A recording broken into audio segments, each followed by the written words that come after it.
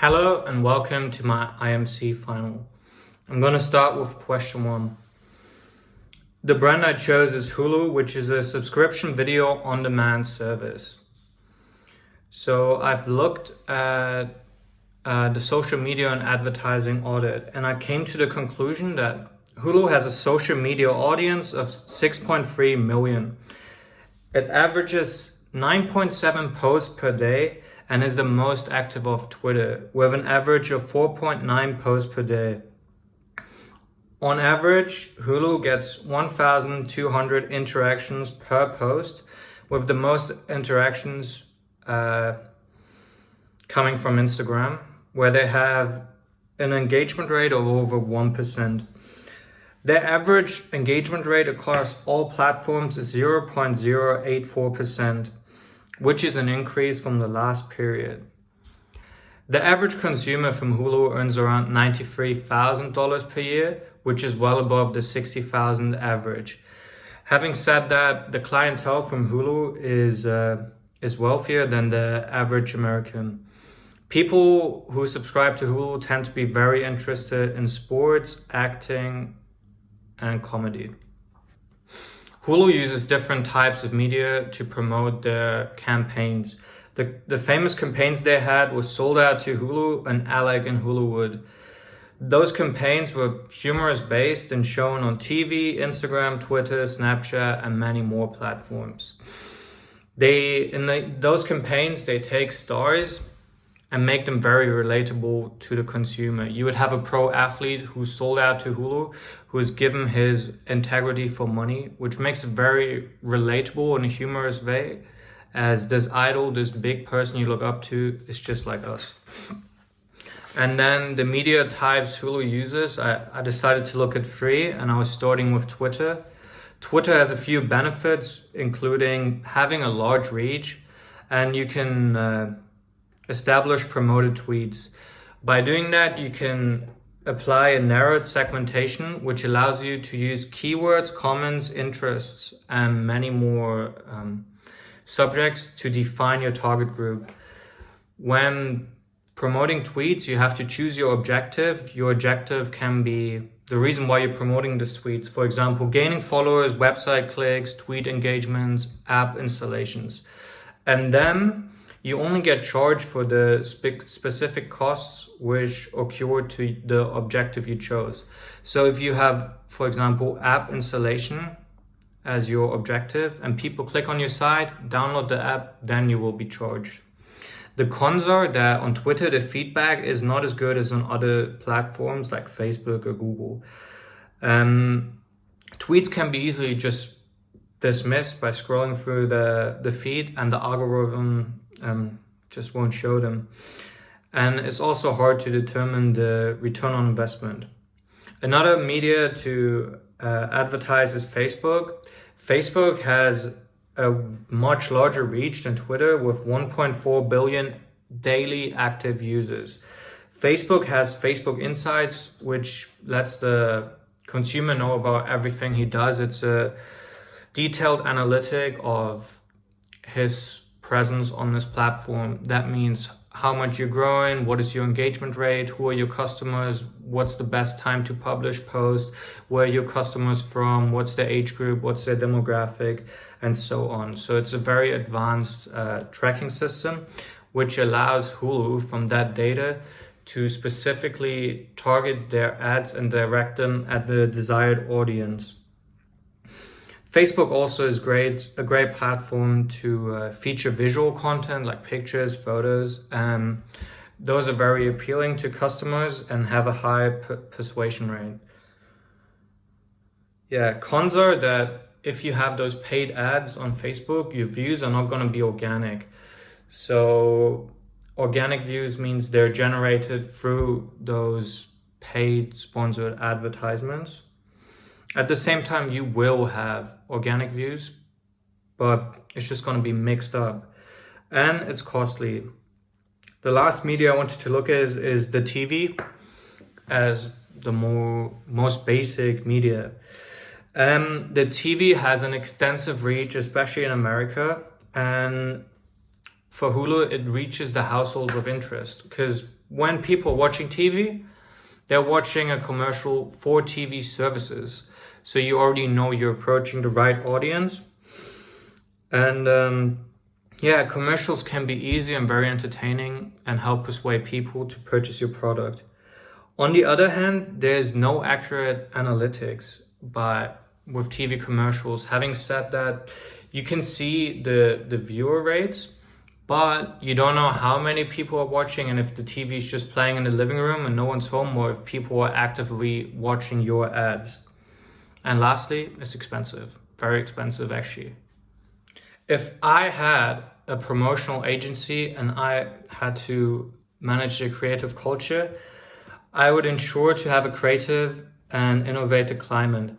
By that I mean a unique physical space. So you would imply maybe a gym room or a place where you can do yoga just to get some blood flow going, or also just hammocks or something cool in the office that people enjoy, and it just improves the mood. Another factor is having a diverse team. So when hiring people, make sure they have good education, but probably different specializes in different subjects. Those people will come from different geographical and culture backgrounds. And when all these people collide and work in a team together, many creative and cool ideas can be established.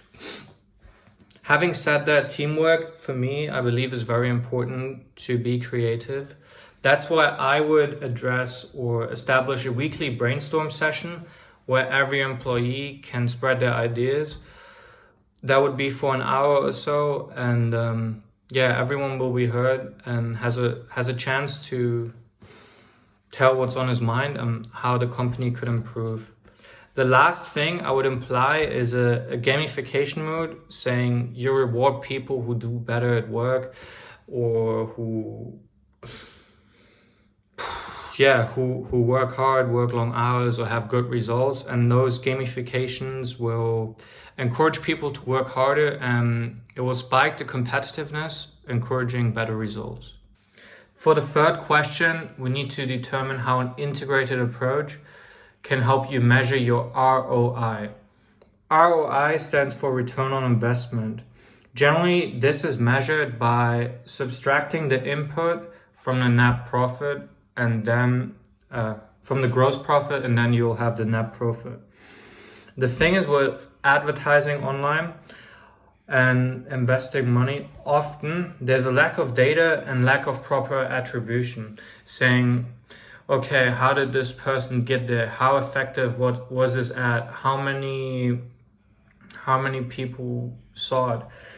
How many likes did I get from that? And it's also important to determine with tools, for example, like Google Analytics, Facebook Insights, if your investment encourages organic likes or organic engagement.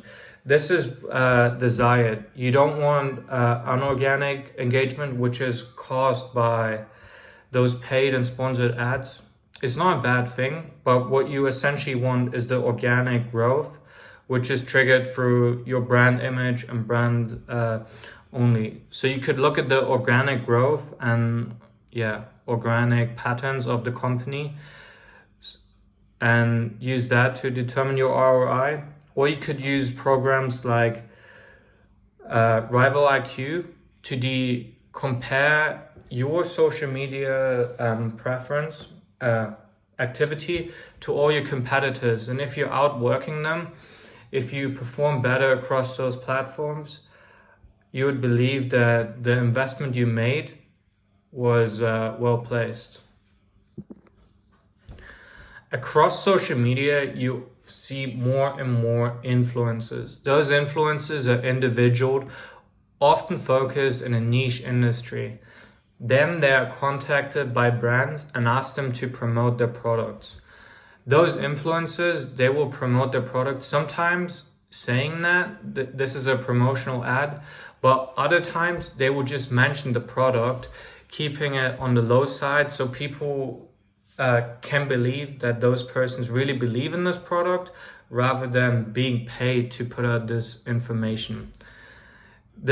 Normally these influencers have a big online presence within a small group and a big influence with a high engagement rate. So if you invest into an influencer, likely their follower group, if it is within that range of business, will buy into your product or your company. And I don't think this is just a trend because it's such a successful model. I think this will continue to strive, and it can be measured by, so when you buy a product through the influencers, sometimes they would provide their users or followers with a discount code specially designed for them. And then the company knows how many followers use this discount code given by this specific influencer. And then they can measure how influential and how effective the promotions from this certain influencer were. For the fifth question, there's a quote from an employee which I have to contradict. The quote is, "Social media advertising is just for high school and college age consumers." With this quote, I disagree, as social media, my mom's on it, my grandma is, and there's all kinds of people, especially platforms like Facebook. They're not really used by the younger generation. It's more like people in the 40s or 60s to connect with each other. Other platforms like Snapchat or TikTok might be dominant for a younger generation, but other platforms are not. An example would be Facebook or YouTube, LinkedIn, all those platforms. Each platform has different demographics with different interests, but I think it's just too vague to say that social media is just directed at young people, because I've seen firsthand that my mom purchased products which she saw advertised on Instagram, and that should be enough proof for me that it's not just people of young age, because my mom is above 50. So thank you.